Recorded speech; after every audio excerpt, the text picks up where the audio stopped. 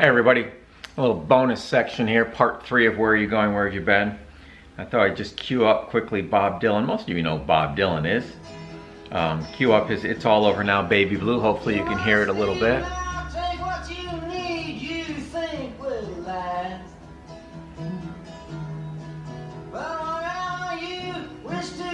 So maybe look up the lyrics of It's All Over Now, Baby Blue and see if you think it relates to the story. But there are a couple other little bonuses I want to do here for you. So some people ask about the numbers on Arnold Friend's car, right? And they are actually a reference to a very specific Bible passage that you can Google away, and you can't find this with this story. It was a student that my friend Professor Isabel had, a Sam Becker, great guy, still see him around town. He said, oh, that's from Judges, right? And sure enough, Judges 19. Wait a minute. Give me a chance. Give me a chance here.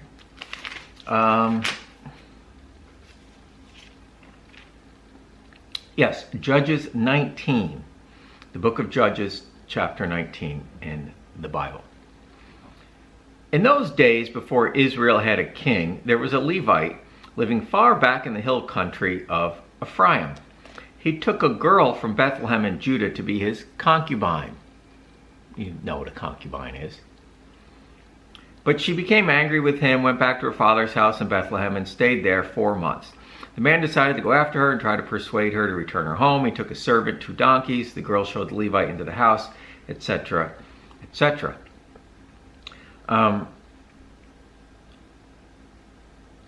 Fast forward a little bit. The Levite,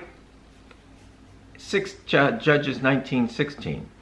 While they were there, an old man came by at the end of a day's work on the farm. He was originally from the hill country of Ephraim, but he was now living in Gibeah. The old man noticed the traveler in the city square. This is a man traveling with his concubine and 2 donkeys. The old man noticed the traveler in the city square and asked him, "Where do you come from? Where are you going? Where are you going? Where have you been?" Very similar to almost identical to the title of the story, depending on which Bible you're using. The Levite answered, "We have been in Bethlehem in Judea, and in the hill country of Ephraim. No one will put us up for the night, even though we have food and straw for our donkeys, bread and wine for my concubine and me, and for the servant as well." So he's like, hey, nobody, lets us stay in their house. People usually did that, even though we have plenty of food for the donkeys and us. The old man said, "You're welcome in my home. I'll take care of you. You don't have to spend the night in the square." So he took them home with him and fed their donkeys. His guests watched their feet and had a meal. They were enjoying themselves when all of a sudden some sexual perverts from the town surrounded the house and started beating on the door. They said to the old man, "Bring out that man that came home with you. We want to have sex with him." So this is, people claim the Bible is against homosexuality. This is one of the chapters that's actually often cited for that. That's another topic for another day. But the old man went outside to them. "No, my friends, please don't. Don't do such an evil, immoral thing. This man is my guest. Look, here's his concubine and my own virgin daughter. I'll bring them now and you can have them." That's a nice guy, right? No, don't have sex with my new friend here who I just met. Here, take his concubine and my virgin daughter. Have sex with them. This is the Bible. Do whatever you want to with them, but don't do such an awful thing to this man. But the men would not listen to him, so the Levite took his concubine and put her outside with them. They raped her and abused her all night long and didn't stop until morning. At dawn, the woman came and fell down on the door of the old man's house where her husband was. She was still there when daylight came. Her husband got up that morning, and when he opened the door to go on his way, he found his concubine lying in front of the house with her hands reaching up from the door. He said, "Get up, let's go." Swell guy. But there was no answer, so he put her body across the donkey and started on his way home. When he arrived, he went in the house and got a knife.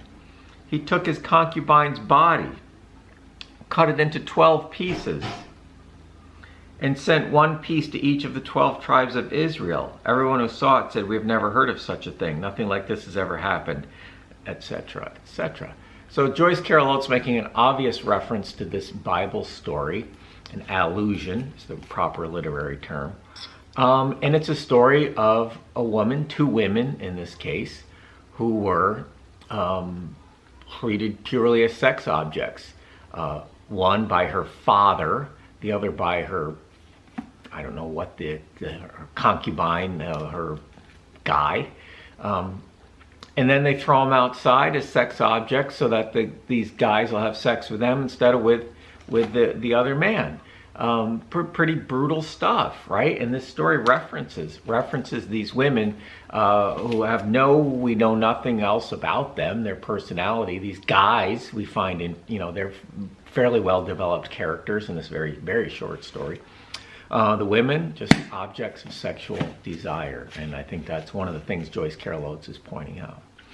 Our other side note on this story is that it is, and Joyce Carol Oates, by the way, our author, is prolific. She's written, I think, 50 books, countless short stories. She writes. Often she rips her storylines right from the headlines, and this story is no different. The Pied Piper of Tucson, Twisted 1960s Killings by Charles Howard Schmid. So guess what? In Tucson, Arizona, in the early 60s, there was a guy who hung around at school. Maybe you've seen creepy guys like this at your high school who give beer to young people. Claimed to be young, would sort of charm the girls, and then he would take them out to the desert, rape them, kill them, and bury them in the desert. So he was called the Pied Piper. The story of the Pied Piper. A guy comes into town, has a rat problem, and he says, "I'll get rid of all your rats for X amount of money." He plays his flute, his pipe. The rats follow him out. He drowns them all, and the town says, "We're not paying you. We don't have any rats." And so he plays his pipe again and lures all the town's children out and sort of holds them hostage, depending on what version of the story you read. So this guy was the Pied Piper of Tucson, Charles Howard Schmid. And that seems to be who Arnold Friend is based on. And Charles Howard Schmid was convicted, sentenced to 50 years in life. But this sort of cleverly written article. In 1975, 2 inmates cut his sentence short by beating and stabbing him to death. So it did headlines. So Joyce Carol Oates combines a story, is very old story, right? A biblical story and a contemporary news item from the 60s to make Where Are You Going, Where Have You Been? A story, I think, about the dangers of only valuing a young woman for her looks. That's all anybody around her values her for. And it leaves her susceptible to a man like Arnold Friend. And she walks out the door when he gets in her head. And no matter what he does to her, he's going to have messed her up a little bit, even if he just takes her for a drive. The fact that he was in her head is going to leave a mark on her. So interesting story. I think you get the point, right? What is it about Connie? The way that she's treated, her mother treats her like a peer, does not value her as a daughter. The father's completely not interested. The other dad is not interested when he picks her and her friend up. She's not valued at school. She's always compared to her goody two-shoes sister June. Doesn't go to church. She's only valued as an object of sexual desire at the diner. And that allows Arnold Friend to play into that, to put her into a trance using music. And he gets her to come out of the house and go with him.